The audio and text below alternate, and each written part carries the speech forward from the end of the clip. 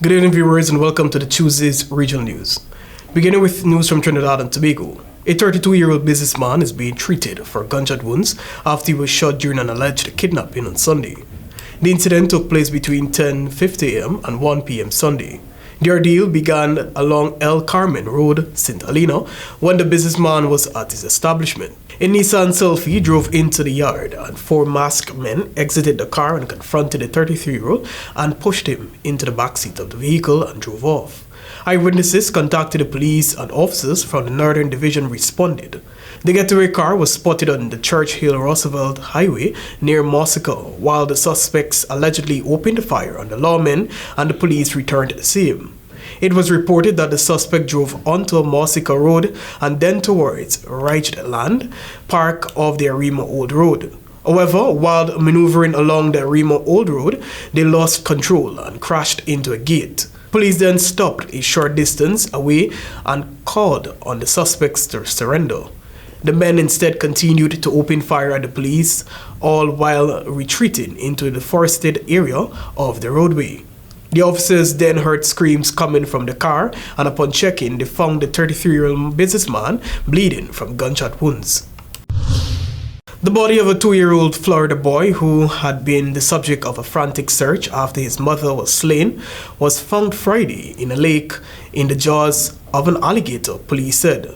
St. Petersburg Police Chief Anthony Holloway also said the boy's father, 21-year-old Thomas Mosley, will be charged with 2 counts of first-degree murder in the killing of the boy's mother, 20-year-old Pashawn Jeffrey, and their young son, Taylen Mosley.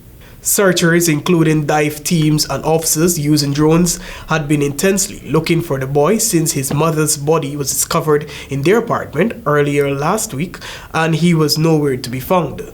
Officers searching for the toddler at a lake a few miles from the apartment complex noticed an alligator with an object in its mouth that they quickly realized was a child's body, Holloway said.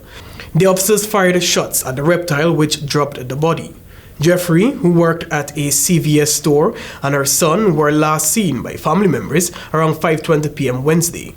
Police have said around 8:30 p.m. neighbors heard a loud commotion near their apartment, but police were not called.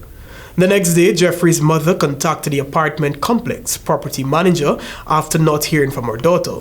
She was found dead with several stab wounds.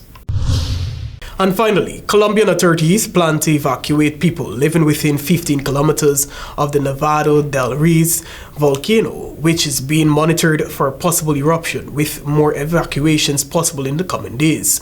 The government raised the volcano's alert level to orange last week following a surge in seismic activity that suggested a heightened chance of an eruption in the coming days or weeks.